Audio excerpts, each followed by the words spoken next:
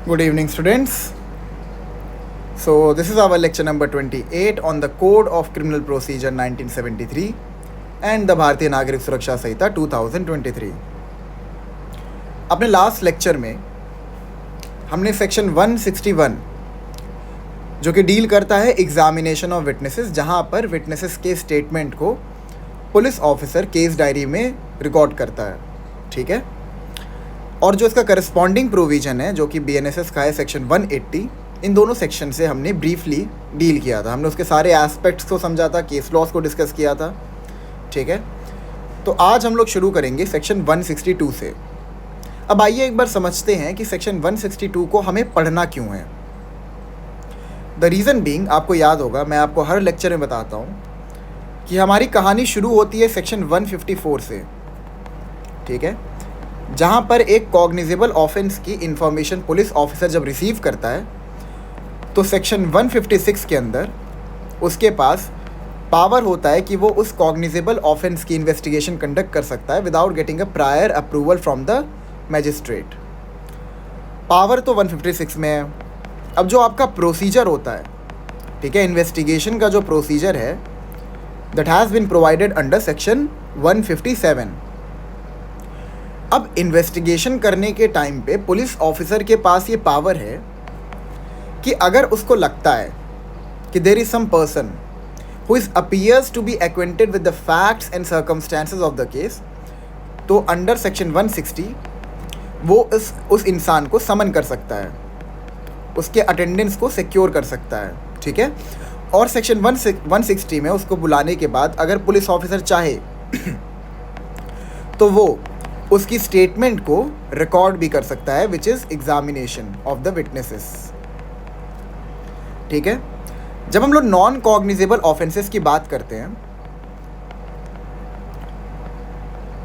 तो यहाँ पर बस एक डिफरेंस ये आ जाता है कि पहले आपको मैजिस्ट्रेट का प्रायर अप्रूवल चाहिए होता है ताकि आप इन्वेस्टिगेशन कंडक्ट कर सकें किसी नॉन कॉग्निजेबल ऑफेंस की।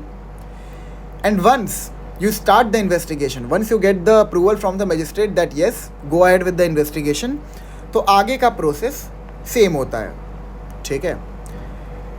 तो जब हम लोग ये लेक्चर को पढ़ रहे, जब हम अपने पास लेक्चर्स को पढ़ रहे थे, देख रहे थे, तो हमने क्या ऑब्जर्व किया था। मैंने आपको एक चीज़ बार बार बोली थी। मैंने आपको बताया था कि किसी भी प्रकार का स्टेटमेंट जो पुलिस ऑफिसर को इन द कोर्स ऑफ इन्वेस्टिगेशन दिया जाता है उसकी कोई एडमिसिबिलिटी नहीं होती है। मतलब ट्रायल के टाइम पे जो प्रोसिक्यूशन होता है वो उस स्टेटमेंट को यूज़ नहीं कर सकता। अब इसका रीज़न क्या होता है? रीज़न मैंने आपको समझाया था कि जब आप किसी क्रिमिनल केस का नाम पढ़ते हैं तो उस क्रिमिनल केस का नाम ऐसे होता है, ठीक है। जो प्रोसिक्यूशन होता है क्रिमिनल केस में वो हमेशा स्टेट होता है, ठीक है। और जो आपका एक्यूज्ड होता है वो एक प्राइवेट इंडिविजुअल होता है, बिकॉज जो क्राइम होता है वो पब्लिक के अगेंस्ट कमिट किया जाता है, वो सोसाइटी के अगेंस्ट कमिट किया जाता है। तो पब्लिक और सोसाइटी को रिप्रेजेंट कौन करता है? स्टेट करता है। अब एक बात बताइए, जो आपकी पुलिस मशीनरी है वो किसका पार्ट है? एग्जीक्यूटिव का। और आपका एग्जीक्यूटिव क्या है? स्टेट है। तो अब पुलिस मशीनरी जो है वो इन्वेस्टिगेशन भी कर रही है, ठीक है। इन्वेस्टिगेशन करके वो एविडेंसेस भी कलेक्ट कर रही है, वो स्टेटमेंट भी रिकॉर्ड कर रही है। अब वो प्रोसिक्यूशन में इन्वेस्टिगेशन के टाइम पे उसने जितने भी स्टेटमेंट्स को रिकॉर्ड किया है, एविडेंसेस कलेक्ट किए हैं, वो उसको यूज़ करेंगे against the defence, against the accused, ठीक है। ये आपका डिफेंस होता है, द डिफेंस है एंड एक्यूज्ड, जो भी आप इसको बोलना चाहें, ठीक है। तो कहीं ना कहीं it is contravening the principle of natural justice कि आप ही इन्वेस्टिगेशन कर रहे हो, आप ही सारे गवाह वगैरह कलेक्ट कर रहे हो, एविडेंसेस कलेक्ट कर रहे हो, ठीक है, और आप ही प्रोसिक्यूट भी कर रहे हो, तो इट डजंट मेक सेंस ना। तो it goes against the principle of natural justice, because there is ए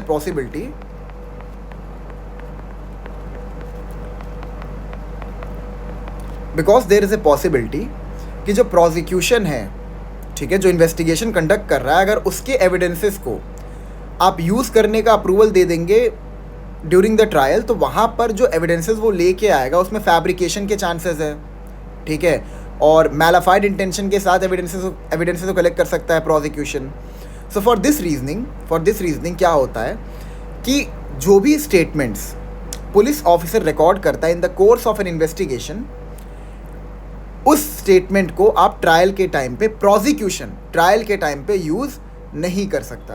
अब मैंने ये क्यों कहा कि प्रोसिक्यूशन ट्रायल के टाइम पे यूज़ नहीं कर सकता, अभी समझते हैं आगे, ठीक है। तो आइए शुरू करते हैं सेक्शन 162 से। सेक्शन 162, यहाँ पे दो बातें कही गई है, statements to police not to be signed and use of statements in evidence. तो आपका जो सेक्शन 162 है वो दो एस्पेक्ट से डील करता है। पहला एस्पेक्ट ये कहता है कि पुलिस ऑफिसर को जो भी स्टेटमेंट दी जाती है उसके ऊपर पुलिस ऑफिसर, जो भी विटनेस है जिसने स्टेटमेंट दी है, उसका सिग्नेचर नहीं लेगा। एंड जो दूसरा एस्पेक्ट है वो इससे डील करता है कि जो स्टेटमेंट पुलिस ऑफिसर ने रिकॉर्ड की है in the course of investigation, उसका यूज़ क्या है एज एन एविडेंस। अब आप एविडेंस कहाँ पे फर्निश करते हो, ट्रायल के टाइम पे करते हो। बताया तो आपको एक बार जर्नी देख लीजिए क्या होती है। यहाँ पर आपको कोई इन्फॉर्मेशन मिलती है, फिर आप यहाँ तक इन्वेस्टिगेशन कंडक्ट करते हैं, ठीक है। इन्वेस्टिगेशन कंडक्ट करने के बाद आप सेक्शन 173 के अंदर चार्जशीट सबमिट करते हैं, ठीक है, जिसको हम लोग पुलिस रिपोर्ट भी कहते हैं। जैसे ही आप चार्जशीट सबमिट करते हैं क्या होता है, इंक्वायरी चालू हो जाती है, ठीक है। इंक्वायरी कौन कंडक्ट करता है, मैजिस्ट्रेट। इन्वेस्टिगेशन कौन करता है, आपका पुलिस ऑफिसर। क्या मैजिस्ट्रेट इन्वेस्टिगेशन कर सकता है, नहीं कर सकता। और जब इंक्वायरी ख़त्म हो जाती है तो आपका शुरू होता है ट्रायल। और ट्रायल पे क्या होता है, आपके एविडेंसेस को फर्निश किया जाता है जिसके बेस पे एक्यूज्ड को कन्विक्ट किया जा सके, ठीक है। तो आइए पढ़ते हैं सेक्शन 162 क्या बोलता है। Head note, it says statements to police not to be signed, use of statements in evidence. Subsection 1, no statement, it says no statement made by any person. आपको याद होगा लास्ट लेक्चर में एनी पर्सन में कौन कौन आ जाता है, आपका एक्यूज्ड आ जाता है, आपका विटनेस आ जाता है और आपका विक्टिम भी आ जाता है। No statement made by any person to a police officer in the course of an investigation. अच्छा, इस पे थोड़ा ध्यान दीजिएगा, in the course of an investigation. क्या है इसका मतलब, in the course of an investigation? जब हमने सेक्शन 160 को पढ़ा था तो वो क्या था, एग्जामिनेशन, ठीक है। उसमें लिखा था इन द कोर्स ऑफ एग्जामिनेशन।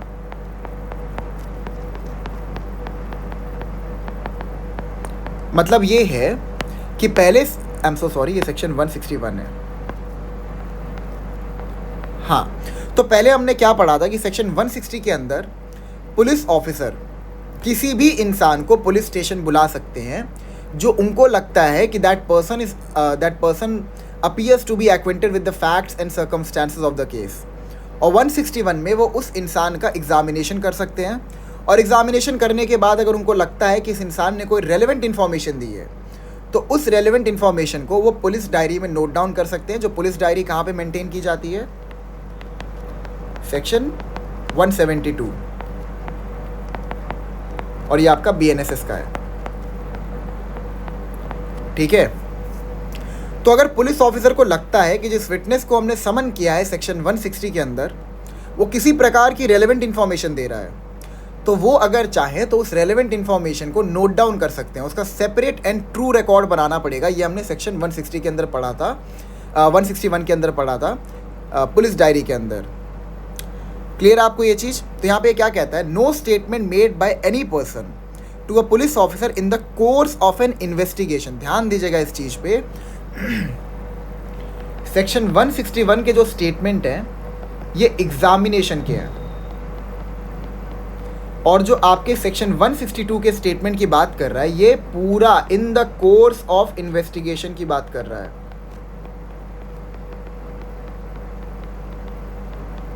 इसका मतलब यहां पर यह है कि पूरा का पूरा इन्वेस्टिगेशन, जब पुलिस ऑफिसर जो केस है उसके फैक्ट्स एंड सर्कमस्टेंसेस पे अपने माइंड को अप्लाई कर रहा है, that we call is in the course of an investigation.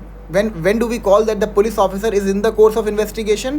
When he is applying his mind to the facts and circumstances of the case. In is different from during.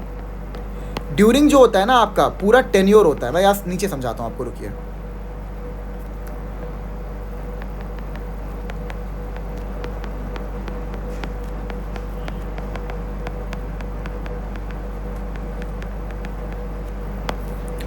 हमने इसमें पहले क्या समझा कि जो सेक्शन 162 है, it deals with the whole of investigation when the police officer is applying his mind to the facts and circumstances of the case.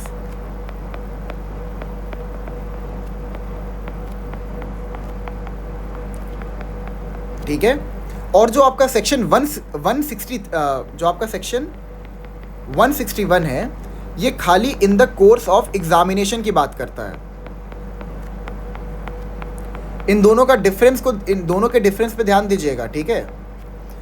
आपने जो स्टेटमेंट रिकॉर्ड की हैं ये है in the course of examination. तो जो आपका इन द कोर्स ऑफ एग्जामिनेशन होता है वो इन्वेस्टिगेशन के अम्ब्रेला के अंदर ही आता है।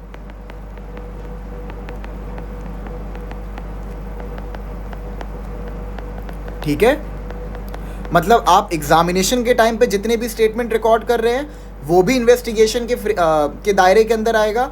और अदर देन दो स्टेटमेंट, मतलब ज़रूरी थोड़ी है कि सबको पुलिस ऑफिसर पुलिस स्टेशन में बुला के ही उनके स्टेटमेंट को नोट डाउन करे या फिर रेड्यूस इनटू राइटिंग करे। जब पुलिस ऑफिसर इन्वेस्टिगेशन करता है तो कई बार स्पॉट पे भी जाता है, आपको पता होगा ये बात।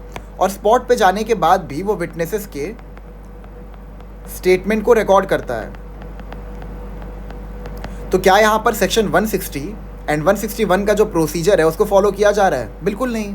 ठीक है, जो क्राइम होता है, जहाँ पे क्राइम होता है, जिस स्पॉट पे क्राइम होता है, वहाँ पर पुलिस ऑफिसर विजिट करता है उस प्लेस को, वहाँ पर आसपास के लोगों से ही पूछताछ करता है, उन्होंने कुछ देखा कुछ नहीं देखा, और जो भी इन्फॉर्मेशन उनके पास आती है वो उसको अगेन पुलिस डायरी में नोट डाउन करते हैं। ठीक है, जो भी इन्फॉर्मेशन वो जहाँ पे क्राइम कमिट हुआ है उस स्पॉट से कलेक्ट करते हैं, that they also reduce into writing into the police diary. ठीक है, तो यहाँ पर ये कहना चाहता है कि जो पूरा इन the course of an investigation, याद रखिएगा, इन the course of an investigation is different from during the course of investigation.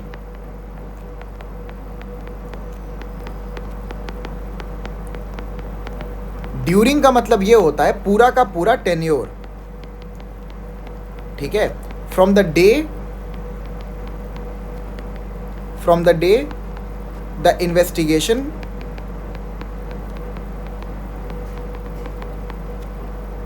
commences to the day the investigation ended।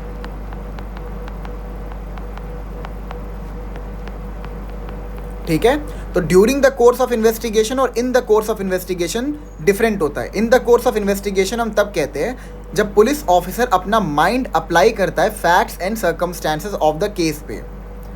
ठीक है, और हमने ये समझा कि पूरे के पूरे इन द कोर्स ऑफ इन्वेस्टिगेशन में पुलिस ऑफिसर जितने भी स्टेटमेंट को रिकॉर्ड करता है, जो पुलिस डायरी में उसको नोट डाउन करता है, जिसको मेंटेन करता है सेक्शन 172 ऑफ सीआरपीसी के अंदर, वो सारे के सारे स्टेटमेंट्स किसी भी काम के नहीं हैं during the time of trial for the prosecution. आइए आगे पढ़ते हैं। इतना क्लियर हो गया ना in the course of an investigation क्या है? फिर से पढ़ते हैं। No statement made by any person to a police officer in the course of an investigation under this chapter। which chapter? chapter 12। क्या चैप्टर 12 के अलावा भी किसी चैप्टर में इन्वेस्टिगेशन कंडक्ट होता है? जी हाँ, चैप्टर 15 के अंदर section 202 it is regarding complaint proceeding. अब जिनको नहीं पता मैं बता दे रहा हूँ, कंप्लेंट जो होता है वो आप डायरेक्टली मजिस्ट्रेट को लॉन्च करते हैं।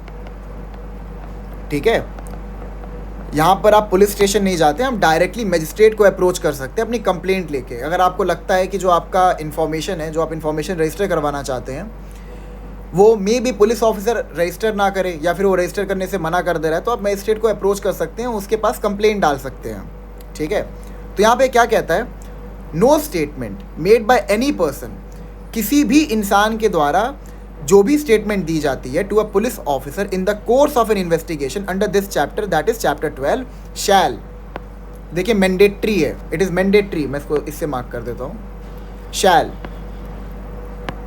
If reduce to writing, if अगर उसको राइटिंग में रेड्यूस किया गया है, be signed by the person making it, signed by the person making it. अभी खाली यहां तक समझते हैं, हमने क्या समझा कि कोई भी स्टेटमेंट जो आप पुलिस ऑफिसर को देते हैं इन the course of an investigation, उस पर पुलिस ऑफिसर आपका साइन नहीं लेगा।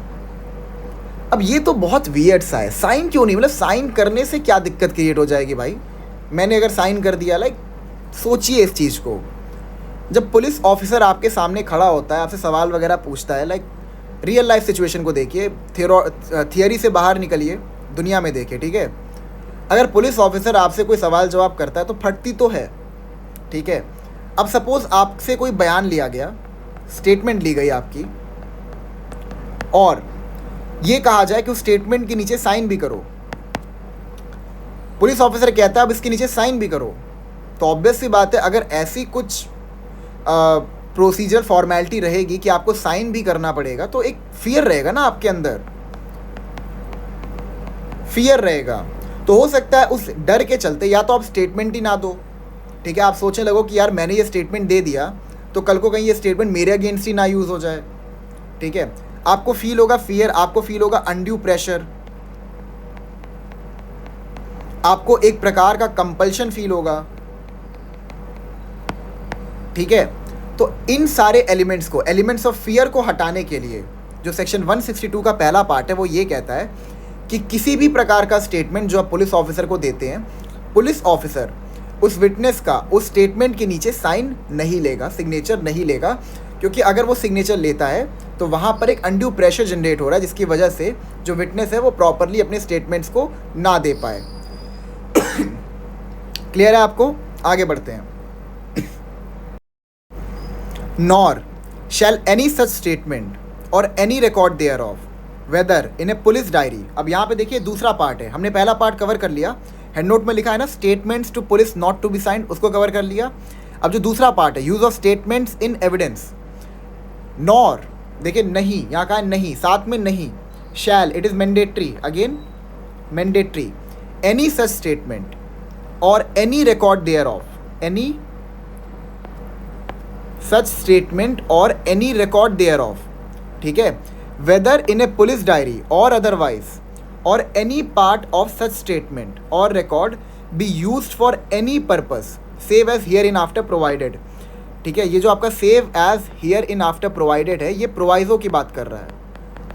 आप जो नीचे ये प्रोवाइजो देख रहे हैं ना, ये इसकी बात कर रहा है। यहाँ पे ये कहना चाहता है कि जो जनरल रूल है सबसेक्शन 1 का, प्रोवाइजो उस पर एक एक्सेप्शन का काम करता है। आगे बढ़ते हैं। Be used for any purpose save as hereinafter provided at any inquiry और trial in respect of any offence under investigation at the time when such statement was made. अब इस पर थोड़ा ध्यान दीजिएगा आप, जो लास्ट आपका लाइन है, एट एनी इंक्वायरी और trial in respect of any offence under investigation at the time when such statement was made.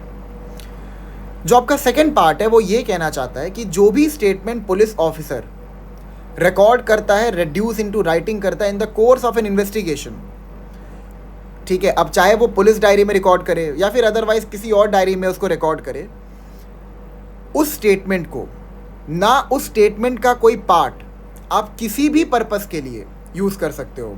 यहाँ पे किसको रोका जा रहा है किसी भी पर्पस से यूज़ करने के लिए? प्रोसिक्यूशन को रोका जा रहा है, ठीक है। और जो आपका ये जनरल रूल है, इसको एक इसका जो एक्सेप्शन है ये प्रोवाइजो में दिया गया है। लेकिन जब आप लास्ट में देखते हैं, यहाँ पे लिखा है एट एनी इंक्वायरी और trial in respect of any offence under investigation at the time when such statement was made.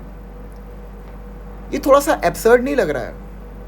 Like सोचिए, यहाँ पे ये कहना चाहता है कि एक पर्टिकुलर ऑफेंस की इन्वेस्टिगेशन हो रही है, वहाँ पर आपने कोई स्टेटमेंट दी पुलिस ऑफिसर को। अब जो स्टेटमेंट आपने पुलिस ऑफिसर को उस पर्टिकुलर ऑफेंस की इन्वेस्टिगेशन में दी है, ठीक है, वो चलिए उस ऑफेंस के ट्रायल और इंक्वायरी में तो यूज़ नहीं हो पाएगा, बट साथ ही साथ वो किसी और भी ट्रायल या फिर इंक्वायरी में स्टेटमेंट को यूज़ नहीं किया जा सकता। Is it making sense to you? मैंने आपको हमेशा बोला है कि हम CRPC/BNSS को एक पर्पसिव इंटरप्रिटेशन देते हैं। याद है आपको? हम हमेशा ये पता लगाने की कोशिश करते हैं कि उस पर्टिकुलर सेक्शन का, उस पर्टिकुलर प्रोवाइज़ो का या सब सेक्शन का जो भी है उस सेक्शन के अंदर पर्पस क्या है। तो आज हम लोग पर्पसिव इंटरप्रिटेशन के रूल को अप्लाई करेंगे, ठीक है। और जो आपका ये एट एनी इंक्वायरी है, आपका जो ये एट एनी इंक्वायरी है, इसको हम लोग चेंज कर देंगे द इंक्वायरी से। समझते हैं इसको?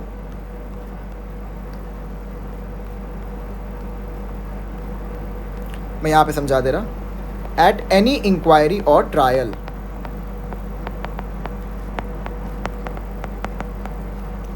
अब इसका मतलब क्या है यहां पे मैं समझाता हूं आपको। बेसिकली कहना क्या चाहता है सेक्शन 162 सब सेक्शन 1 कि जो आपके स्टेटमेंट्स हैं उसको किसी भी इंक्वायरी या फिर ट्रायल में यूज़ नहीं किया जा सकता। अब सपोज़ एक सिचुएशन को लेते हैं, ए है, ए के ऊपर ये एलिगेशंस लगते हैं कि उसने 12:30 पे 14 नवंबर को रॉबरी कमिट की, ठीक है। अब यहां पर इसका ट्रायल होता है और ए को गिल्टी पाया जाता है, उसकी कन्विक्शन हो जाती है। अब सब्सिक्वेंटली क्या होता है कि ए के अगेंस्ट में एक और प्रोसिक्यूशन स्टार्ट हो जाता है और उसमें एलिगेशंस ये लगते हैं कि 12:32 पे, दैट इज़ 12:32 PM पे, ऑन द सेम डे 14 नवंबर 2024, जो ए होता है उसने मर्डर कमिट किया। अगेन इन्वेस्टिगेशन होता है, ट्रायल कमेंस होता है, ठीक है।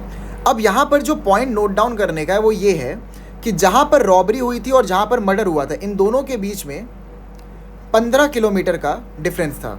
मतलब जो इनके बीच में डिस्टेंस था वो 15 किलोमीटर का था, ठीक है।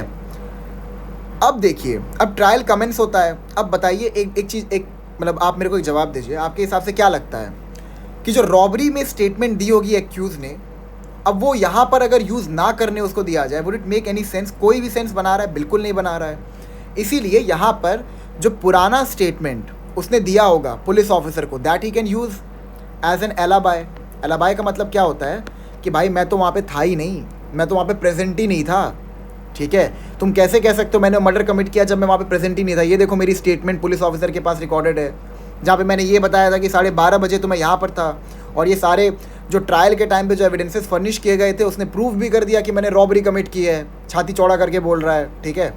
तो मतलब बेसिकली यही बात है यहाँ पे कि जो प्रीवियस पुलिस स्टेटमेंट्स हैं उसको किसी और इंक्वायरी और ट्रायल में हम यूज़ कर सकते हैं, बिकॉज अगर हम ये अलाउ नहीं करते हैं तो that will go against the purpose of that particular section, ठीक है। So we will give purposive interpretation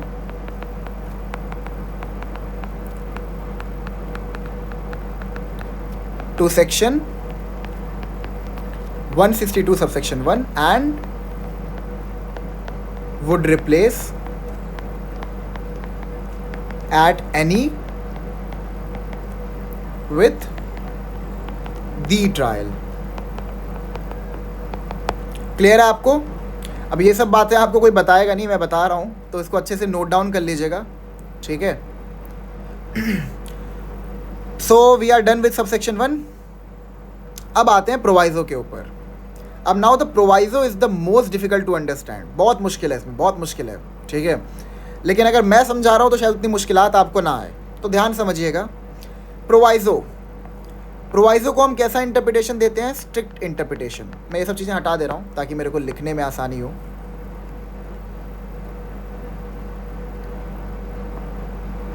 ठीक है, हम प्रोवाइज़ो को कैसा इंटरप्रिटेशन देते हैं? स्ट्रिक्ट इंटरप्रिटेशन देते हैं।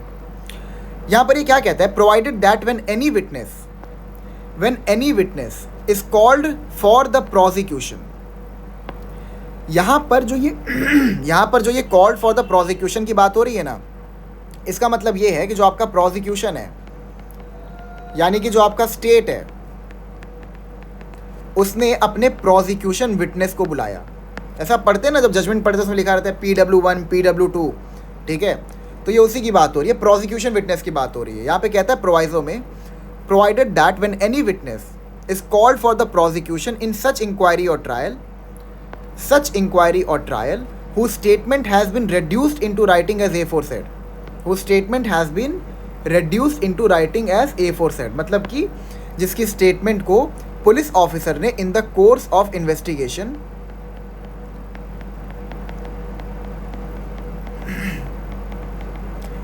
ऑफ इन्वेस्टिगेशन राइटिंग में रिड्यूस किया था।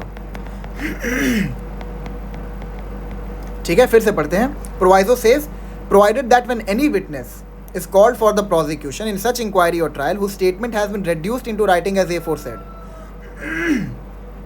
any part of his statement, देखिए यहाँ पे ध्यान दीजिएगा, any part of his statement if duly proved may be used by the accused and with the permission of the court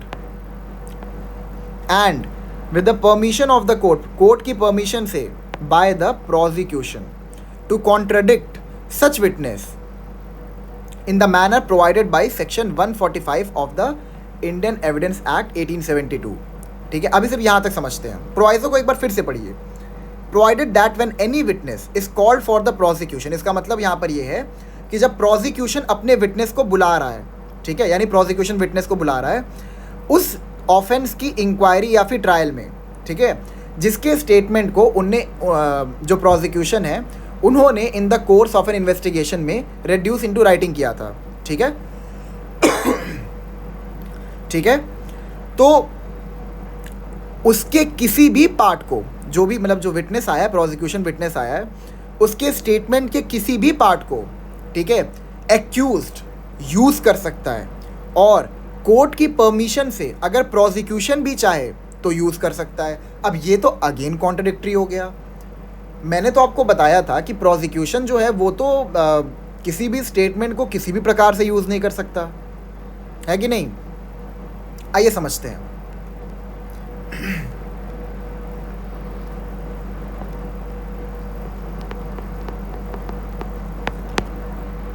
अब यहां पर प्रोवाइजो कहना क्या चाहता है कि जो एक्यूज्ड है वो प्रोसिक्यूशन विटनेस के स्टेटमेंट को यूज कर सकता है, ठीक है, ड्यूरिंग द ट्रायल, और साथ ही साथ जो आपका प्रोसिक्यूशन है यानी कि स्टेट है वो with the permission of the court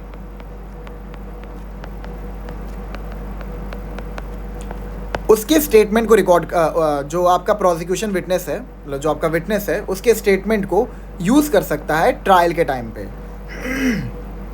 ठीक है, अब यहाँ पर जो चीज़ आपके समझने के लिए इंपॉर्टेंट है वो ये है कि पहले आपको समझना पड़ेगा कि विटनेसेस कितने प्रकार के होते हैं। सबसे पहले तो आपका आता है एग्जामिनेशन इन चीफ, मतलब सॉरी, विटनेसेस का एग्जामिनेशन कैसे होता है ट्रायल के टाइम पे, ठीक है। फिर उसके बाद उसका होता है क्रॉस एग्जामिनेशन, एंड देन आखिरी में उसका होता है री एग्जामिनेशन।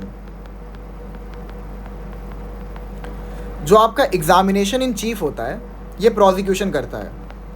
जो उसका मेन विटनेस है वो उसको बुला के जज को पूरा केस समझाते हैं कि देखिए ऐसे ऐसे फैक्ट्स एंड सर्कमस्टांसेस थे, ये जो विटनेस है ये आई विटनेस ने सब कुछ देखा था। जो क्रॉस एग्जामिनेशन होता है ये डिफेंस कंडक्ट करता है।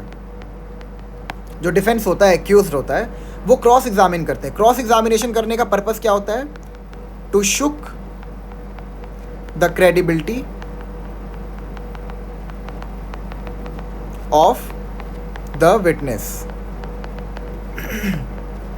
ठीक है, मतलब सपोज जो विटनेस है उसने बोला कि मैंने रात को 12:30 बजे 12:30 AM पे ए को रेड शर्ट में देखा था और उसके हाथ में एक मशीटी थी। मशीटी एक होता है ना, वो आयरन का बना होता है, बहुत धारदार होता है, इसे गला वला काटते हैं, ठीक है। उसके हाथ में एक मशीटी थी, ठीक है, और उसने ये स्टेटमेंट दिया ड्यूरिंग द ट्रायल जब उसको बुलाया गया एग्जामिनेशन इन चीफ के लिए। अब होता क्या है कि जो आपका पुलिस डायरी होता है, ठीक है, जो आपकी पुलिस डायरी होती है वो भेजी जाती है एक्यूज को, ठीक है, बिकॉज वो अपना केस प्रिपेयर कर सके, उसको पता चल सके कि उसके अगेंस्ट क्या क्या एविडेंसेस दिए गए हैं, because it is pertaining to principle of natural justice. अब अगर उसको पता ही नहीं होगा कि उसके अगेंस्ट में कौन विटनेस आ रहा है, ठीक है, उसको अगर पता ही नहीं होगा कि उसके अगेंस्ट में क्या एविडेंसेस फर्निश किए जा रहे हैं, तो वो उनको कॉन्ट्रडिक्ट कैसे करेगा, ठीक है। तो जो आपकी केस डायरी होती है वो चली जाती है एक्यूज के पास, ताकि वो उसको पढ़ के अपना केस प्रिपेयर कर सके, ठीक है। तो उसको पढ़ने के बाद अब वो बोलेंगे, जो आपके एक्यूज्ड हैं, डिफेंस है, वो क्या बोलेंगे, वो बोलेंगे तुमने तो मतलब अपने स्टेटमेंट में ये कहा था कि उसके हाथ में चाकू था, अब तुम अचानक से ये क्यों कह रहे हो ट्रायल के टाइम पे कि उसके हाथ में मशीटी था, ठीक है। तो ऐसे क्रॉस एग्जामिनेशन करेगा जो आपका डिफेंस है, ठीक है। अब क्या हुआ, अब जो विटनेस था उसकी क्रेडिबिलिटी शुक हो गई, उसकी क्रेडिबिलिटी हिल गई, ठीक है। तो उसके क्रेडिबिलिटी को वापस से रीइंस्टेट करने के लिए री एग्जामिनेशन कंडक्ट किया जाता है बाय द प्रोसिक्यूशन। अच्छा, अब हमने ये समझ लिया कि जो प्रोसिक्यूशन विटनेस होगा उसका एग्जामिनेशन कैसे होगा eight the time of trial और इंक्वायरी, ठीक है। पहले उसका एग्जामिनेशन इन चीफ होगा, जहाँ पर वो पूरा मैटर समझाएगा कोर्ट को, ठीक है, जो उसने देखा। फिर उसका क्रॉस एग्जामिनेशन होगा जो कि एक्यूज्ड कंडक्ट करता है, एंड देन आफ्टर दैट उसका री एग्जामिनेशन होगा जो कि अगेन स्टेट करेगा। आपको एक चीज़ जो ध्यान में रखने वाली है वो ये है कि खाली examination in chief he compulsory होता है, ठीक है। हो सकता है जो स्टेटमेंट प्रोसिक्यूशन विटनेस ने फर्निश किया है उसको क्रॉस एग्जामिन करने के लिए डिफेंस के पास कोई आर्ग्यूमेंट है ही नहीं, ठीक है।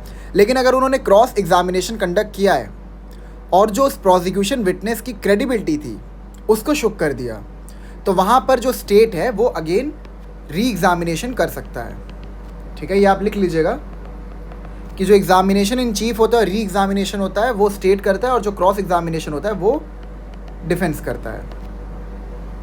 यहाँ तक आपको क्लियर है, ठीक है। अब आगे का समझते हैं। तो इसको समझने का जो पर्पस था वो ये था कि जो पुलिस स्टेटमेंट है, मतलब जो स्टेटमेंट पुलिस रिकॉर्ड करती है in the course of investigation, क्या उसका कोई यूज़ है, क्या उसको यूज़ किया जा सकता है। तो आप इस इंफॉर्मेशन को अपने ध्यान में रखिएगा जो मैंने अभी आपको समझाया है, ताकि आप आगे की चीज़ों को समझ सकें, ठीक है। तो एक बार फिर से प्रोवाइजो को पढ़ते हैं। It says provided that when any witness is called for the prosecution in such inquiry और ट्रायल। अब प्रोसिक्यूशन के लिए कौन बुलाएगा विटनेस को, सबसे पहले स्टेट बुलाएगा, इसीलिए हम प्रोसिक्यूशन विटनेस की बात कर रहे हैं। इन सच इंक्वायरी और trial whose statement has been reduced into writing as aforesaid, any part of his statement, if duly proved, may be used by the accused and with the permission of the court by the prosecution to contradict such witness in the manner provided by section 145 of the Indian Evidence Act. अब समझते हैं कि accused और जो prosecution है, यानी कि जो state है, वो prosecution witness के जो statement होते हैं जो रिकॉर्ड किए जाते हैं इन द कोर्स ऑफ इन्वेस्टिगेशन, उसको कैसे यूज़ कर सकते हैं। तो इसका आपको जवाब मिलेगा section 145 of Indian evidence act. तो आइए पढ़ते हैं सेक्शन 145 क्या कहते हैं इंडियन एविडेंस एक्ट का। दिस इज आईए।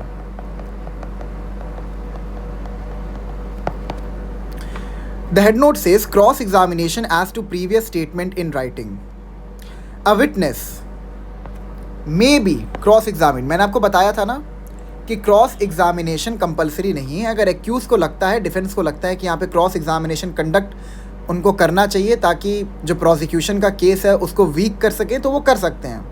बट अगर उनके डिस्क्रिशन पे उनको लगता है कि जो प्रोसिक्यूशन विटनेस ने जो भी स्टेटमेंट दिया है उसको क्रॉस एग्जामिन करने का कोई मतलब नहीं बनता है, तो वो नहीं भी कर सकते। तो यहाँ पे डिस्क्रिशन दिया गया है। A witness may be cross examined as to previous statement made by him. Previous statement मतलब क्या, इन्वेस्टिगेशन के टाइम पे जो उसने स्टेटमेंट्स दी थी जिनको राइटिंग में रिड्यूस किया गया। As to previous statements made by him in writing और रिड्यूस्ड इनटू राइटिंग, मतलब वो या तो खुद लिख के दिया है या फिर उसने कोई ओरली बयान दिया था, ओरली कोई स्टेटमेंट दिया था जिसको अंडर सेक्शन 161 राइटिंग के फॉर्मेट में रिड्यूस किया गया। And relevant to matters in question, मतलब जो उसका स्टेटमेंट था वो ट्रायल के टाइम पे रेलिवेंट है। And relevant to matters in question without such writing being shown to him or being proved, ठीक है, without such writing being shown to him और being proved। इसका मतलब यहाँ पर ये है, मैं इसको ज़्यादा हाईलाइट कर देता हूँ। इसका मतलब यहाँ पर ये है कि जो क्रॉस एग्जामिनेशन होता है वो कौन कंडक्ट करता है? डिफेंस करता है, ठीक है। अब क्रॉस एग्जामिनेशन के टाइम पे जो विटनेस है उसके स्टेटमेंट को डिफेंस ने पेरूज किया होगा, उन्होंने पढ़ा होगा, ठीक है। अब जब प्रोसिक्यूशन ने अपने विटनेस को प्रेजेंट किया और उसने कोई बात बोली, तो क्रॉस एग्जामिनेशन में जो स्टेटमेंट विटनेस ने इन द कोर्स ऑफ इन्वेस्टिगेशन दिया था उसको एक्यूज्ड यानी कि डिफेंस यूज़ कर सकते हैं किसी भी बयान को कॉन्ट्रडिक्ट करने के लिए जो उस विटनेस ने ट्रायल के टाइम पे दिया है। देखिए लिखा हुआ है, witness may be cross examined as to previous statement made to him in writing और reduce into writing and relevant to matters in question without such writing being shown to him और being proved. Cross examination करते हुए ये ज़रूरी नहीं है कि जो उसकी प्रीवियस पुलिस स्टेटमेंट्स थी, ठीक है, वो उसको दिखाई जाए, मतलब दिखाया जाए कि देखो तुमने तो ये कहा था, अब तुम यहाँ पे ये क्या कह रहे हो, ऐसे ज़रूरी नहीं है, ठीक है। आपको दिखाना नहीं है, मतलब क्रॉस एग्जामिनेशन के टाइम पे आपको स्टेटमेंट दिखाना नहीं है। आगे बढ़ते हैं। But if it is intended to contradict him, इस पे ध्यान दीजिएगा, if it is intended to contradict him by the writing, his attention must, before the writing can be proved, be called to those parts of it which are to be used for the purpose of contradicting him. अब इसका यहाँ पे मतलब क्या है section 145 का? Indian evidence act का section 145 ये कहता है कि अगर आप विटनेस का क्रॉस एग्जामिनेशन कर रहे हो तो वहाँ पर क्रॉस एग्जामिनेशन करते हुए जो उसके प्रीवियस रिटन स्टेटमेंट्स हैं उस विटनेस के, वो आपको दिखाने की ज़रूरत नहीं है। लेकिन अगर आप विटनेस को कॉन्ट्रडिक्ट करना चाहते हो, ठीक है, और कॉन्ट्रडिक्ट यहाँ पे कौन कर रहा है? कॉन्ट्रडिक्ट आपका कर रहा है एक्यूज्ड, जिसे हम डिफेंस भी कहते हैं, ठीक है। लेकिन अगर आप उसको कॉन्ट्रडिक्ट करना चाहते हो, इसका मतलब यहाँ पर ये है कि सपोज़ जब विटनेस बॉक्स के अंदर आया और उसने बयान देना शुरू किया, तो उसने ये कहा कि मैंने रात को 11:30 बजे ए को देखा बी का मर्डर करते हुए, ठीक है। लेकिन जो स्टेटमेंट्स उसने पुलिस को दी थी, ए ने जो स्टेटमेंट्स पुलिस को दी थी, उसमें उसने कहा था कि उसने मर्डर 11:30 बजे होते हुए देखा है, ठीक है, मतलब अराउंड 11:30 ऐसे बोला था। लेकिन जब उसने विटनेस बॉक्स में आके स्टेटमेंट दी, जब उसने बयान दिया, तो उसने बोला कि मैंने तो मर्डर 12:30 बजे होते हुए देखा था। तो यहाँ पर क्या होगा? यहाँ पर जो स्टेटमेंट, जो उसकी प्रीवियस पुलिस स्टेटमेंट है, उसका वो पार्ट उसको दिखाया जाएगा जहाँ पे उसने कहा कि मैंने मर्डर 11:30 बजे होते हुए देखा था, ठीक है। और ये कौन दिखाएगा? ये एक्यूज दिखाएगा उसको, ठीक है। ये एक्यूज उसको दिखाएगा और दिखा के बोलेगा, देखो तुमने यहाँ पे कहा था कि मर्डर जो है वो 11:30 बजे हुआ था, और अब तुम विटनेस बॉक्स में एंटर करके बोलते हो कि मर्डर 12:30 बजे हुआ है। तो बेसिकली उस स्टेटमेंट को यूज़ किया जा सकता है कॉन्ट्रडिक्ट करने के लिए, और कॉन्ट्रडिक्ट करने का जो पर्पज़ होता है वो यही होता है कि जो एक्यूज्ड है उसका केस स्ट्रॉन्ग हो सके और प्रोसिक्यूशन का केस वीक हो सके। क्लियर है आपको? तो यहाँ पर सेक्शन 145 ये कहता है कि while conducting the cross examination, जो आपका विटनेस है, जो आपका प्रोसिक्यूशन विटनेस है, उसको उसके प्रीवियस पुलिस स्टेटमेंट दिखाने की ज़रूरत नहीं है, ठीक है। लेकिन जब आप उसको कॉन्ट्रडिक्ट कर रहे हो, जब आप ये कह रहे हो कि तुमने ये बात गलत बोली है जो तुम अभी यहाँ पे कोर्ट में आके कह रहे हो, तो कॉन्ट्रडिक्ट करते टाइम आपको वो प्रीवियस पुलिस स्टेटमेंट दिखाना पड़ेगा जहाँ पर उसने कोई और बात कही थी और विटनेस बॉक्स में एंटर करने के बाद उसने कोई और बात कही। This is what section 145 is saying. So let's come back to proviso again. It says, provided that when any witness is called for the prosecution in such inquiry or trial, whose statement has been reduced into writing as aforesaid, any part of his statement, if duly proved, may be used by the accused. मैंने आपको क्या बताया था कि जितने भी statement prosecution record करता है, यानी कि जो आपका बेसिकली पुलिस मशीनरी है, जो इन्वेस्टिगेशन के टाइम पे जितने भी स्टेटमेंट्स को रिकॉर्ड करते हैं, उसको रिड्यूस करते हैं राइटिंग में, वो at the time of inquiry और ट्रायल यूज़ नहीं किए जा सकते। मैंने आपको ये बताया था ना, ठीक है। बट उसमें एक एक्सेप्शन है। एक्सेप्शन ये है कि एक्यूज्ड उसको यूज़ कर सकता है। तो एक्यूज्ड कैसे यूज़ कर सकता है? For the purpose of contradiction. तो ये ध्यान रखिएगा कि एक्यूज जो है वो प्रीवियस पुलिस स्टेटमेंट को यूज़ कर सकता है विटनेस को कॉन्ट्रडिक्ट करने के लिए, उसको गलत साबित करने के लिए, ताकि उसका केस स्ट्रॉन्ग हो सके। आप ये समझ जाइए, मैंने आपको बताया था ना 3 तरीके के विटनेस की एग्जामिनेशन होते हैं. First is in chief, examination in chief. Then the second one is cross examination and the last one is reexamination. ठीक है, तो आप ये चीज़ ध्यान रखिएगा, जो कॉन्ट्रडिक्शन का फेज है it comes under the ambit of cross examination. ठीक है, ये आपका कॉन्ट्रडिक्शन हो गया और ये आपका क्रॉस एग्जामिनेशन हो गया. मतलब कॉन्ट्रडिक्शन जो आप करते हैं वो क्रॉस एग्जामिनेशन के अंदर ही करते हैं. बेसिकली हो सकता है, मैं आपको समझाता हूँ दोनों में डिफरेंस क्या है. हो सकता है जो विटनेस ने प्रीवियस पुलिस स्टेटमेंट में बात कही वही बात आके वो कोर्ट में भी कहता है. ठीक है, कोई भी डिफरेंस नहीं आया.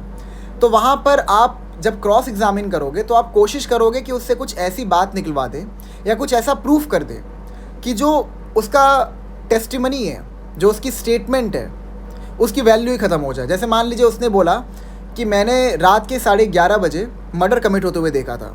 विटनेस ने ये बोला विटनेस बॉक्स में एंटर करने के बाद. सेम बात उसने पुलिस को भी कही थी जब उसके स्टेटमेंट को रिकॉर्ड किया जा रहा था.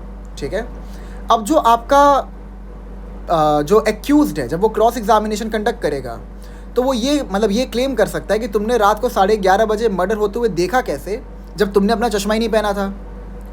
और तुम्हारे मतलब मेरे पास तुम्हारे मेडिकल रिपोर्ट्स हैं जो साफ साफ शो करते हैं कि बिना चश्मे के तुम्हें दिखाई नहीं देता है. समझ रहे ना मैं क्या बोलना चाह रहा. ठीक है, तो यहाँ पर जो स्टेटमेंट्स हैं उसको कॉन्ट्रडिक्ट नहीं किया जा रहा, बस उन जो उन स्टेटमेंट्स की क्रेडिबिलिटी है उसको शुक कर दिया जा रहा है. लेकिन जब witness in the course of investigation कुछ और बोला हो और विटनेस बॉक्स में एंटर करने के बाद कुछ और बोल रहा हो, तो वहाँ पर जो एक्यूज्ड है वो उसको कॉन्ट्रडिक्ट करेगा by relying upon the previous police statement. यहाँ तक आपको क्लियर है? ठीक है, आगे बढ़ते हैं.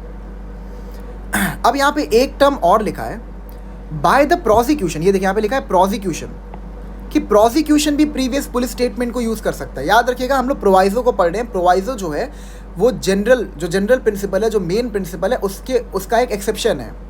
ठीक है, तो यहाँ पर ये कहता है कि बाय द प्रोसिक्यूशन लेकिन with the permission of the court. ठीक है, अब यहाँ पे प्रोसिक्यूशन प्रीवियस पुलिस स्टेटमेंट को कैसे यूज़ कर सकता है, आइए मैं आपको समझाता हूँ.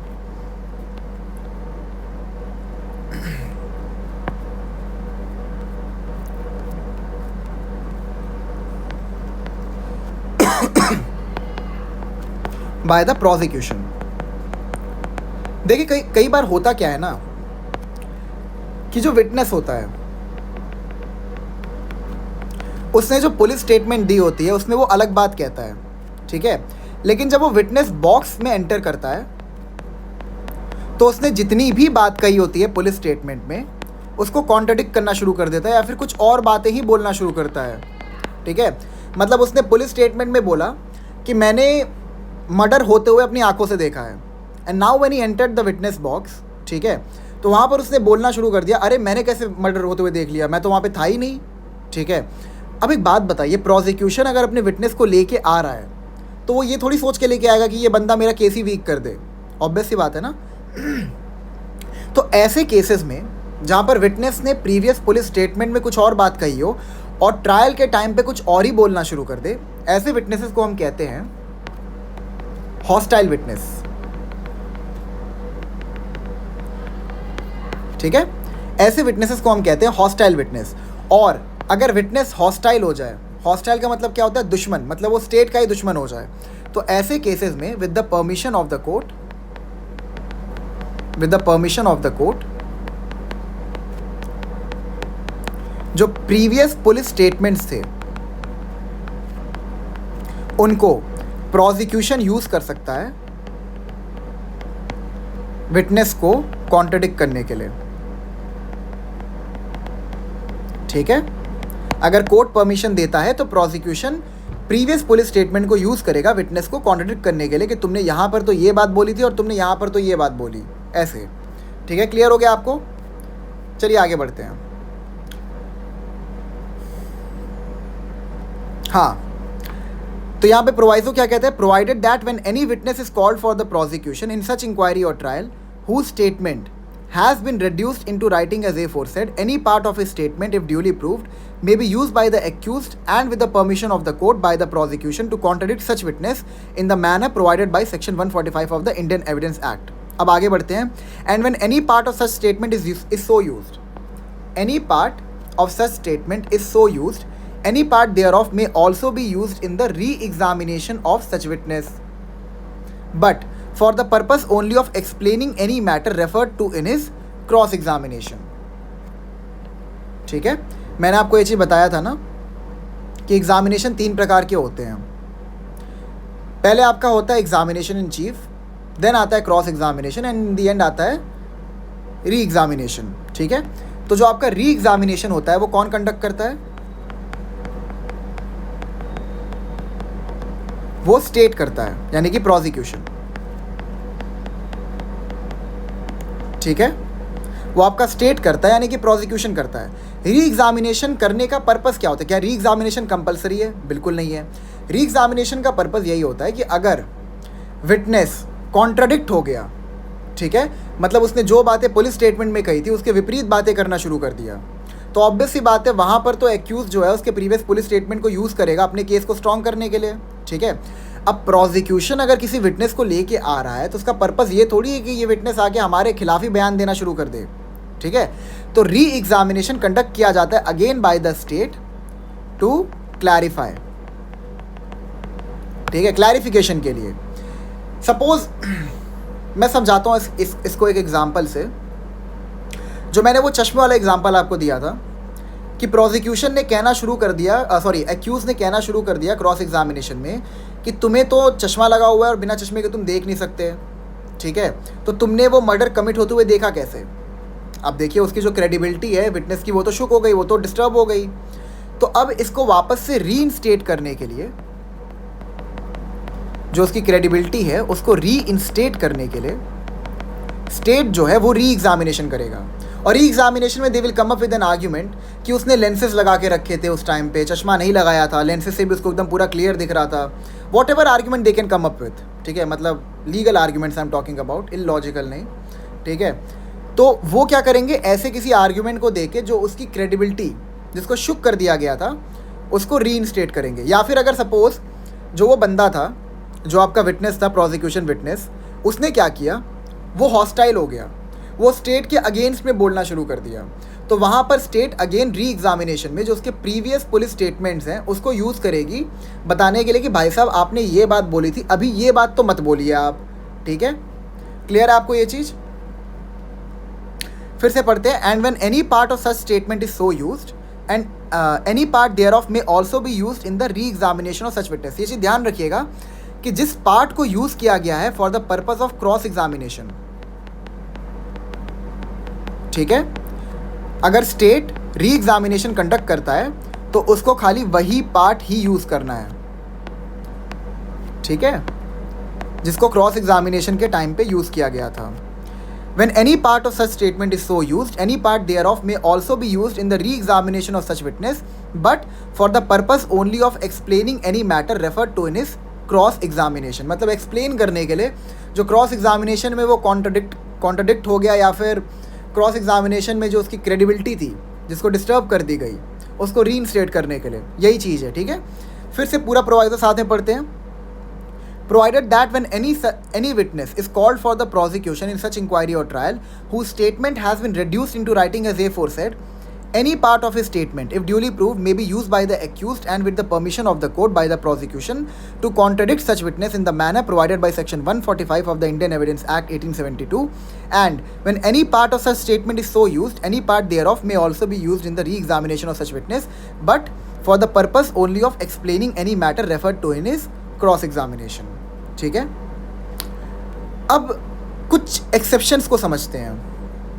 जब हमने सबसेक्शन 1 पढ़ा था तो हमने ये पढ़ा था कि किसी भी प्रकार के स्टेटमेंट जो मतलब किसी भी प्रकार का स्टेटमेंट जो पुलिस ऑफिसर इन्वेस्टिगेशन के टाइम पे राइटिंग में लेती है उस पर साइन नहीं किया जाएगा. But there is an exception. The exception lies in section 293 of CRPC. ठीक है, इसका एक एक्सेप्शन है, इस एक्सेप्शन को पढ़ते हैं. 293 reports of certain government scientific experts. Any document purporting to be a report under the hand of a government scientific expert I'm so sorry scientific expert to whom this section applies upon any matter or thing duly submitted to him for examination or analysis and report in the course of any proceeding under this code may be used as evidence in any inquiry, trial or other proceeding under this code. ठीक है. The court may, if it thinks fit, summon and examine any such expert as to the subject matter of his report.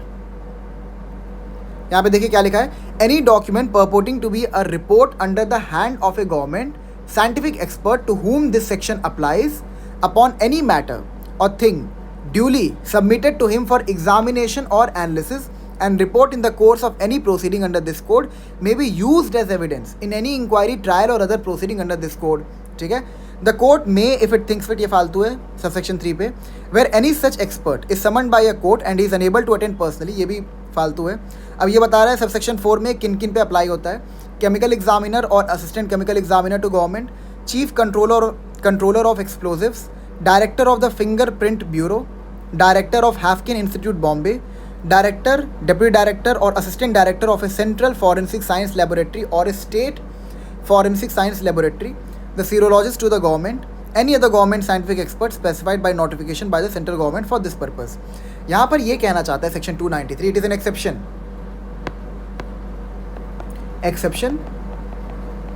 To section 161 subsection 2.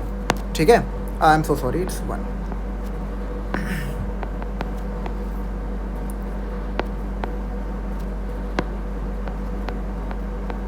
ठीक है. जो section 293 है ये section 162 subsection 1 का जो general rule है, ठीक है, उसका एक एक्सेप्शन है. ध्यान समझिएगा, जो सेक्शन 293 है इट इज़ एन एक्सेप्शन. ठीक है. It is a special provision. और जो आपका सेक्शन 162 है ये एक जनरल प्रोविजन है. ठीक है. तो जो स्पेशल प्रोविजन है वो अप्लाई होगा जनरल प्रोविजन के ऊपर. और यहाँ पर ये कहना चाहता है कि जो आपके साइंटिफिक एक्सपर्ट्स होते हैं, जो फॉरेंसिक एक्सपर्ट्स होते हैं, जिनके पास किसी मैटर को रेफ़र किया जाता है because they are capable enough to understand that matter compare to a police officer. ठीक है. उनसे ज़्यादा अच्छे से उस मैटर को समझ सकते हैं, उस पर रिपोर्ट पब्लिश कर सकते हैं. तो जो भी रिपोर्ट वो पब्लिश करते हैं with regard to that, publish करने का मतलब यही है जो पुलिस ऑफिसर को वो देते हैं उस पर उनके सिग्नेचर रहते हैं और उन रिपोर्ट्स को ट्रायल के टाइम पे यूज़ भी किया जा सकता है एज एन एविडेंस. ठीक है. तो section 293 is an exception to section 162 subsection 1. ये आप ध्यान रखिएगा. अब आगे समझते हैं कुछ चीज़ों को. अब विटनेसेस कितने प्रकार के होते हैं. ठीक है. आपके 3 प्रकार के विटनेस होते हैं. एक होता है प्रोसिक्यूशन विटनेस. ठीक है. दूसरा आपका होता है डिफेंस विटनेस. एंड लास्ट में आपके आते हैं कोर्ट विटनेस.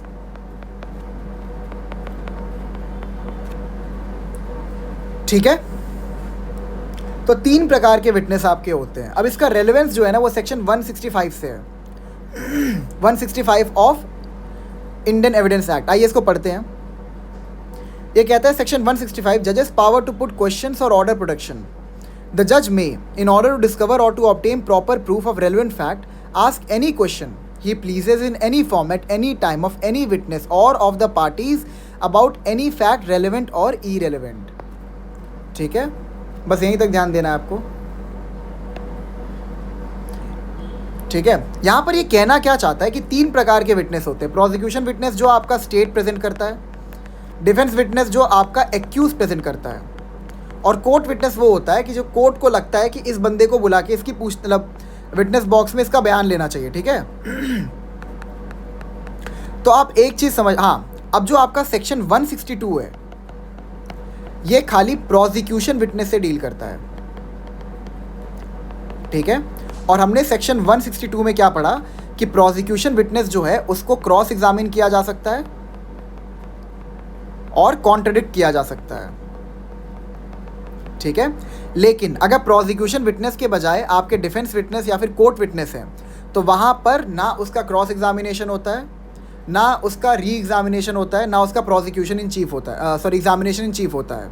ठीक है, यहाँ पर इन दोनों से खाली पूछताछ कोर्ट करती है। ठीक है, तो इस चीज़ को आप लोग ध्यान रखिएगा। आगे बढ़ते हैं सबसेक्शन 2 की तरफ।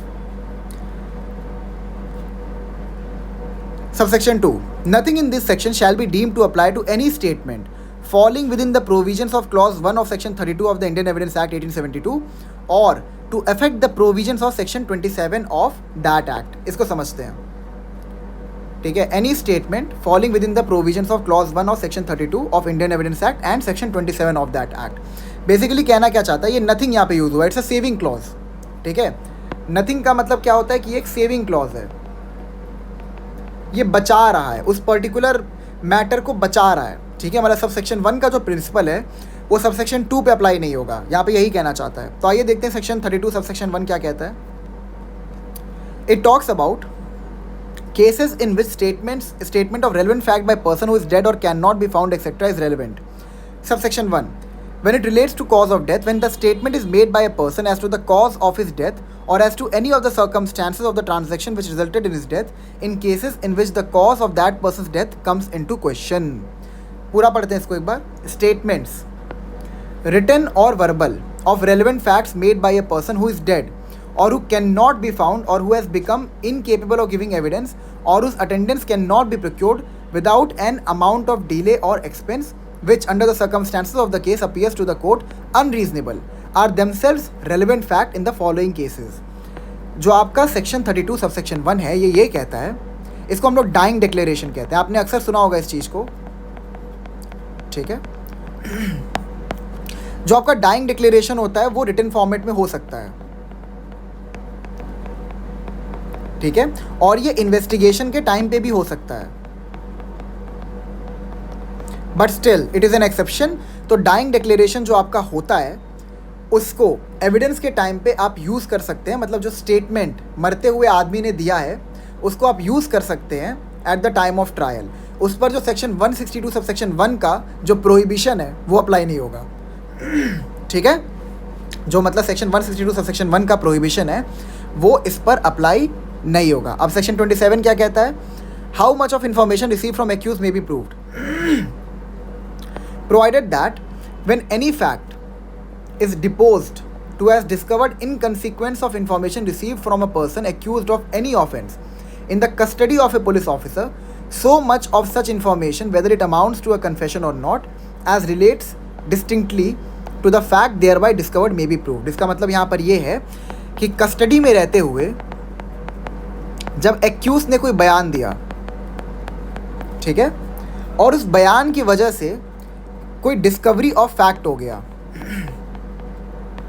मतलब उसने बोला कि मैंने जिस नाइफ से मर्डर किया था वो मैंने एक पेड़ के नीचे छुपा के रखा है,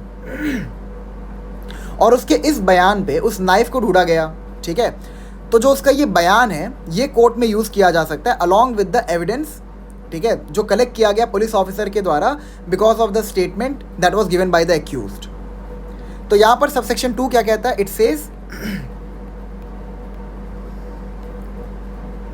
It says, nothing in this section shall be deemed to apply to any statement falling within the provisions of clause 1 of section 32 of the Indian Evidence Act 1872 or to affect provisions of section 27 of that act। ठीक है, तो यहाँ पर section 32 और section 27 of Indian evidence act जिसको हमने अभी समझा है उसके ऊपर सेक्शन 162 सब सेक्शन 1 का जो जनरल प्रिंसिपल है वो अप्लाई नहीं होगा।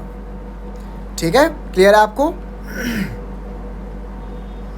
अच्छा हाँ, मैंने आपको एक चीज़ बताया था कि 3 प्रकार के विटनेस होते हैं। तो जो कोर्ट विटनेस होता है, कोर्ट को क्या समन करता है, यहाँ पे देखिए, power to summon material witness और एग्जामिन पर्सन प्रेजेंट।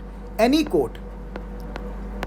कोर्ट में, डिस्क्रिशन है कोर्ट पे, at any stage of any inquiry, trial और other proceeding under this code summon any person as a witness और examine any person in attendance though not summoned as a witness, or recall and re-examine any person already examined, and the court shall summon and examine or recall and re-examine any such person if his evidence appears it to be essential to the just decision of the case। इसका आसान शब्दों में अगर मैं आपको मतलब बताऊं तो बस इतना है,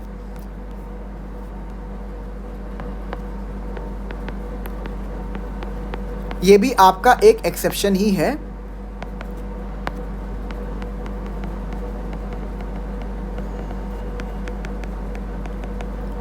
ठीक है, ये इसका एक एक्सेप्शन ही है। क्यों है एक्सेप्शन, मैं समझाता हूँ।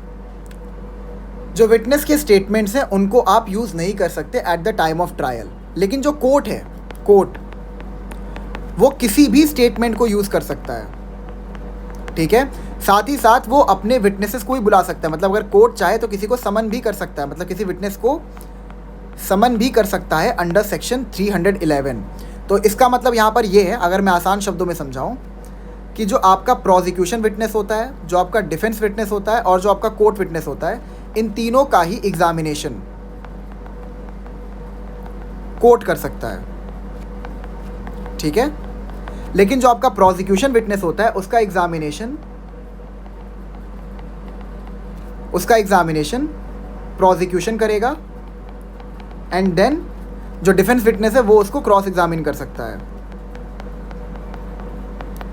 ठीक है, लेकिन जो आपके डिफेंस विटनेस होते हैं और आपके जो कोर्ट विटनेस होते हैं, उनको एग्जामिन करने की पावर ना प्रोसिक्यूशन के पास है, ना एक्यूज के पास है। ना उनको वो एग्जामिन कर सकते, ना उनको वो क्रॉस एग्जामिन कर सकते, ना उनको वो री एग्जामिन कर सकते, वो खाली कोर्ट कर सकता है। क्लियर है आपको इतनी चीज़? ठीक है, सो सेक्शन 311 भी हो गया, सब सेक्शन 2 भी हो गया। ठीक है, और क्या क्या बच गया हमारा, देखा जाए। ठीक है, सो अब बस एक्सप्लेनेशन पार्ट बचा है। ठीक है, एक्सप्लेनेशन पार्ट को पढ़ते हैं।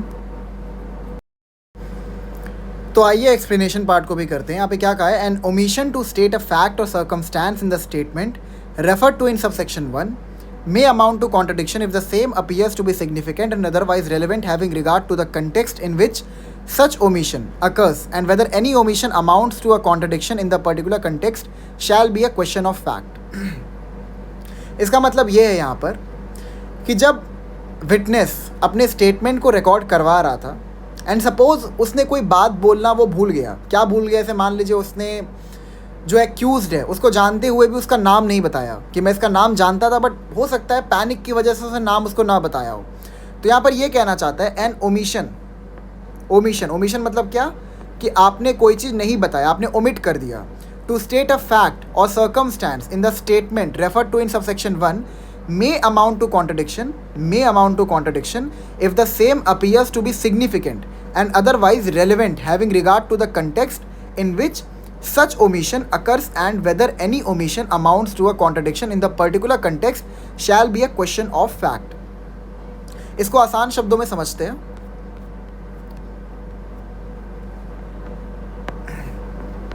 जो आपका एक्सप्लेनेशन पार्ट है, ठीक है, यहाँ पर ये बोल रहा है कि अगर स्टेटमेंट को रिकॉर्ड करवाते टाइम विटनेस ने कोई मटीरियल ओमिशन कर दिया, ठीक है, मटीरियल ओमिशन कर दिया, तो उस मटीरियल ओमिशन पे जो एक्यूज्ड है वो उसको कॉन्ट्रडिक्ट तो करेगा ही करेगा। ठीक है, तो वहाँ पर जो कोर्ट है वो ये पता लगाने की कोशिश करेगी कि जो मटीरियल ओमिशन है वो केस को वीक बना रहा है कि नहीं, वो केस के पर्सपेक्टिव से उतना इम्पॉर्टेंट था कि नहीं। अगर इम्पॉर्टेंट नहीं था तो उस ओमिशन को इग्नोर कर दिया जाएगा, अगर इम्पॉर्टेंट था तो वहाँ पर उस ओमिशन को ध्यान में रखा जाएगा। ठीक है, मैं समझाता हूँ इसका मतलब क्या है। इसका मतलब ये है कि सपोज ए था, जब उसने स्टेटमेंट दी थी पुलिस को, ए आपका विटनेस है यहाँ पे, ठीक है, जब उसने स्टेटमेंट दी थी पुलिस ऑफिसर को, तो उसने बोला था कि मैंने जब बी को मर्डर करते हुए देखा तो बी के हाथ में एक गन थी, ठीक है, पिस्टल थी। जब उसको ट्रायल के टाइम पे बुलाया गया और ट्रायल के टाइम पर उसने जब विटनेस बॉक्स में एंटर करके अपनी टेस्टिमनी दी, ठीक है, तो टेस्टिमनी में वो क्या कहता है कि मैंने तो बी के हाथ में एक बंदूक देखी थी। आई नो थोड़ा सा ज़्यादा ही हाइपोथेटिकली किसी और डायरेक्शन में चला गया, बट आपको समझाने के लिए, आसानी समझाने के लिए मैं एग्जांपल दे रहा हूँ। उसने बोला कि मैंने तो बी के हाथ में बंदूक देखी थी जो रॉकेट छोड़ता है। अब एक बात बताइए, क्या कोई भी रीजनेबल प्रूडेंट पर्सन ये कहेगा कि मैंने उसके हाथ में पहले पिस्टल देखी थी फिर बाद में कहेगा नहीं मैंने उसके हाथ में बंदूक देखी थी? Is it making sense to you? नहीं ना। तो यहाँ पर जो मटीरियल ओमिशन है, जो आपका मटीरियल ओमिशन है, ठीक है, ये कहीं ना कहीं रेलेवेंट है। ठीक है, ये कहीं ना कहीं रेलेवेंट है। तो इससे क्या होगा, जो विटनेस की टेस्टिमनी है उस पर रिलाय नहीं किया जाएगा, ठीक है। और जो उसकी टेस्टिमनी है जहाँ पर उसने मटीरियल ओमिशन किया है, वो मटीरियल ओमिशन से उसके टेस्टिमनी को डिस्कार्ड किया जाएगा कि नहीं किया जाएगा, it is a question of fact.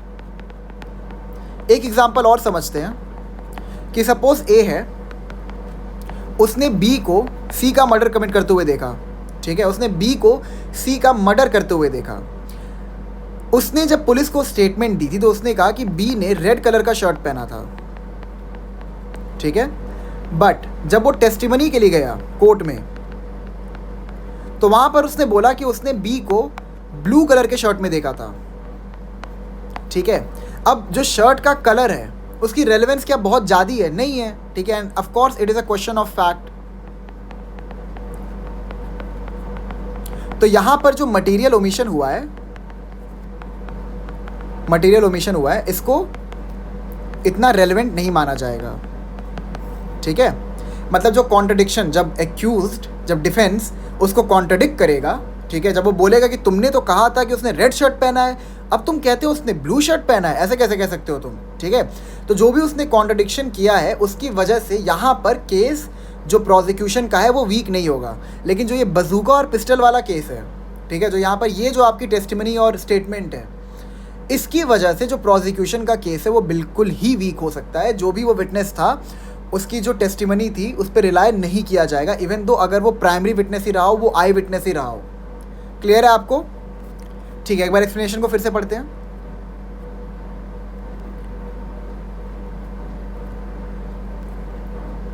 यहां पर आपका एक्सप्लेनेशन कहता है नो पुलिस ऑफिसर और अदर पर्सन इन एक्सप्लेनेशन कहता है an omission to state a fact और circumstance in the statement refer to in subsection 1 may amount to contradiction if the same appears to be significant. तो बजूका के example में जो testimony आई थी वो सिग्निफिकेंट था, and otherwise relevant having regard to the context in which such omission occurs and whether any omission amounts to a contradiction in the particular context shall be a question of fact। Clear हो गया ना आपको explanation part भी? ठीक है, तो इसके कुछ केस लॉस को पढ़ लेते हैं हम लोग। पहले आपका आता है Raghunandan versus state of Uttar प्रदेश। यहाँ पे सुप्रीम कोर्ट ने ऑब्जर्व किया था section 165 of the Indian evidence act 1872 is a special provision, whereas section 162 subsection 1 is a general provision. Thus, if there is any conflict between a special provision and a general provision, the special provision shall always prevail. This means the prohibition under section 162 subsection 1 will not apply in cases where the court asks question. क्या था section 165? It says judge's power to put questions or order protection. The judge may, in order to discover or to obtain proof of relevant facts, ask any question he pleases in any form at any time of any witness or of the parties about any fact relevant or irrelevant. हमने ये पढ़ा था कि section 165 और section 162 subsection 1 का जो general principle है उसके बीच में एक कॉन्ट्रडिक्शन है। लेकिन हमने ये भी समझा था कि जो इंडियन एविडेंस एक्ट का सेक्शन 165 है ये एक स्पेशल प्रोविजन है, ठीक है। On the other hand section 162 subsection 1 जो है वो एक जनरल प्रोविजन है। तो जो स्पेशल प्रोविजन होगा ये हमेशा ही जनरल प्रोविजन के ऊपर प्रिवेल करेगा। तो इसका मतलब ये नहीं है कि सेक्शन 165 इज कॉन्ट्राडिक्टरी, ठीक है। एक और केस लॉ पढ़ते हैं, Tahsildar Singh versus state of Uttar Pradesh. It was held by the Supreme Court that if the witness made an omission to make a very important statement, then that omission may amount to a material contradiction. ठीक है, ये explanation से related है जो आपका section 162 का explanation part है उससे रिलेटेड है। If according to the facts and circumstances of the case it should have been stated, that is, it is such a fact that any reasonable prudent person would have stated. What will be material omission is a question of fact. यहाँ पे यही कहना चाहते हैं कि अगर कोई बहुत ही इंपॉर्टेंट सा फैक्ट स्टेटमेंट को रिकॉर्ड करवाते टाइम विटनेस बताना भूल जाता है तो जो वो ओमिशन है उसको नज़र में रखा जाएगा और जो उसकी टेस्टिमनी है विटनेस की उसको डिस्कार्ड कर दिया जाएगा, ठीक है, उसको शक की निगाहों से देखा जाएगा। Next case is Kapoor Singh Rana versus state NCT of Delhi 2006 Delhi high court. The court observed that the omission to state the name of the accused would not amount to a material contradiction as the statement was recorded in a narrative form and not in a question answer format. आपको याद है ना मैंने क्या बताया था कि section 161 के अंदर जो स्टेटमेंट्स को केस डायरी के अंदर नोट डाउन किया जाता है उसको क्वेश्चन आंसर फॉर्मेट में किया जाता है, नरेटिव फॉर्म में नहीं किया जाता है। तो इस केस में होता क्या है, जो विटनेस के स्टेटमेंट होते हैं उसको नरेटिव फॉर्म में नोट डाउन किया जाता है, जिसकी वजह से जो आपका विटनेस होता है वो एक्यूज का नाम नहीं बता पाता है, भूल जाता है नाम बताना। तो यहाँ पर कोर्ट ने क्या कहा, while making such statements in the narrative form there are chances that some slips may happen and the witness might unintentionally omit a fact. Such a slip cannot per se be considered as a material omission and therefore in the present case the omission will not amount to contradiction. Court ने ये कहा कि because narrative form में चीज़ों को record किया जा रहा था, इसकी वजह से विटनेस से गलती हो गई, वो एक्यूज़ का नाम नहीं बता पाया, ठीक है। और ये कोई बहुत ही बड़ा ओमिशन नहीं है जिसको आप यूज़ करके विटनेस की जो टेस्टिमनी है उसको डिस्कार्ड कर दें और जो प्रोसिक्यूशन का केस है उसको आप वीक कर दें, ठीक है। यहाँ पे लिखा है ना, such a slip can not per se be considered as a material omission and therefore in the present case the omission will not amount to contradiction, ठीक है। और ना ही आप इस चीज़ को यूज़ कर सकते हैं फॉर कॉन्ट्रडिक्शन। क्लियर है आपको? आइए नेक्स्ट सेक्शन पे आते हैं, दैट इज सेक्शन 163 और उसके बाद इसे करस्पॉन्डिंग प्रोविजंस के पढ़ लेते हैं। No inducement to be offered, no police officer or other person in authority shall offer or make or cause to be offered or made any such inducement, threat or promise as is mentioned in section 24 of the Indian Evidence Act. यहाँ पे ये कहना चाहता है कि कोई भी police officer या कोई भी इंसान जो अथॉरिटी में है, ठीक है, नो पुलिस ऑफिसर और other person in authority shell, it is a mandatory provision, ठीक है, offer or make or cause to be offered or made any such inducement, threat or promise as is mentioned in section 24 of the Indian Evidence Act 1872. आइए देखते हैं section 24 क्या कहता है। It says confession caused by inducement, threat or promise when irrelevant in criminal proceeding. A confession made by an accused person is irrelevant in a criminal proceeding if the making of the confession appears to the court to have been caused by any inducement, threat or promise having reference to the charge against the accused person proceeding from a person in authority and sufficient in the opinion of the court to give the accused person grounds which would appear to him reasonable for supposing that by making it he would gain any advantage or avoid any evil of a temporal nature in reference to a proceeding against him, ठीक है। यहाँ पे क्या लिखा है, proceeding from a person in authority and sufficient in the opinion of the court to give the accused person grounds which would appear to him reasonable for supposing that by making it he would gain any advantage or avoid any evil of a temporal nature in reference to the proceeding against him. अब इन sections को हम इतना जल्दी इसलिए पढ़ रहे हैं because अभी हम लोग CRPC पे ज़्यादा ध्यान दे रहे हैं, तो जो इंडियन एविडेंस एक्ट के जो प्रोविजंस हैं उसको बस ऊपर से ही आपको समझना है। तो सेक्शन 24 ये कहता है कि एक्यूज के द्वारा while he is in police custody किसी भी प्रकार की स्टेटमेंट, ठीक है, या कन्फेशन, वो कन्फेशन क्या होता है, कन्फेशन का आपको मतलब पता है क्या होता है, एडमिसिबिलिटी ऑफ गिल्ट, मान लेना कि मैंने ही ये क्राइम किया है, एडमिसिबिलिटी ऑफ गिल्ट, मतलब एक्यूज ने बोला कि हाँ मैं मानता हूँ ये क्राइम मैंने ही किया था, ठीक है। तो confession caused by inducement, threat और promise when irrelevant in criminal proceeding. आसान भाषा में अगर आपको समझाऊं तो जो भी कन्फेशन पुलिस कस्टडी में एक्यूज देता है उसकी कोई भी रेलेवेंस नहीं होती है, और जो आपका सेक्शन 163 है वो इसी चीज़ को प्रोहिबिट कर रहा है कि आप किसी भी प्रकार का प्रेशर नहीं डालोगे एक्यूज के ऊपर कि वो अपने वोल्यूशन से कोई बात ना बोले, आपके प्रेशर की वजह से कोई बात बोले, ठीक है। वोल्यूशन मतलब होता है इच्छा शक्ति, अपनी इच्छा से बोलना, ठीक है। सबसेक्शन 1 क्लियर होगा। Subsection 2, but no police officer or other person shall prevent by any caution or otherwise any person from making in the course of any investigation under this chapter any statement which he may dispose to make of his own free will। अब अगर accused है वो अपने वोल्यूशन से, अपनी इच्छा शक्ति से कोई बात बोलना चाहता है, अपना गिल्टी कन्फेस करना चाहता है, तो पुलिस ऑफिसर उसको वो भी करने से नहीं रोकेगा। यहाँ पे लिखा है ना, बट नो पुलिस ऑफिसर और other person shall prevent, other person में कौन, person in authority, prevent bye any caution और अदरवाइज, मतलब किसी भी प्रकार का आपको इंड्यूसमेंट या फिर प्रेशर नहीं लगाना है उस एक्यूज के ऊपर, ठीक है, बाय एनी कॉशन और otherwise any person from making in the course of any investigation under this chapter any statement which he may disposed of to make of his own free will. तो यहाँ पे ध्यान दीजिएगा, जो आपका section 163 subsection 2 है, it applies to chapter 12। ये कहता है कि चैप्टर 12 के अंदर चाहे एक्यूज्ड हो, विटनेस हो, विक्टिम हो, वो किसी भी प्रकार का स्टेटमेंट अगर देना चाहते हैं तो पुलिस को वो स्टेटमेंट रिकॉर्ड करना पड़ेगा पहली चीज़, और वो उनको बिल्कुल भी प्रेशराइज नहीं करेंगे कि आप ये स्टेटमेंट मत दीजिए, ठीक है। यही सबसेक्शन 2 कहता है। आइए इसके अब करस्पॉन्डिंग प्रोविजन को पढ़ते हैं BNSS के। Statement to police and use thereof जो आपका ये पूरा है ये पेरीमेट्रिया है, ठीक है, इसमें कोई भी चेंज नहीं है। सेक्शन 182, नो पुलिस ऑफिसर और other person authority shall offer और मेक और कॉज टू बी ऑफर्ड और made any such inducement, threat और promise as is mention in section 22 of the Bharatiya Sakshya अधिनियम 2023।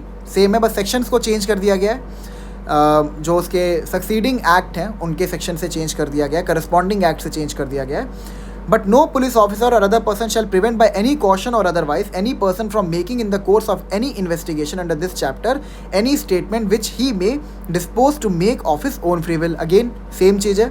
लास्ट में प्रोवाइजो ऐड कर दिया गया है, इसको पढ़ते हैं क्या कहता है ये।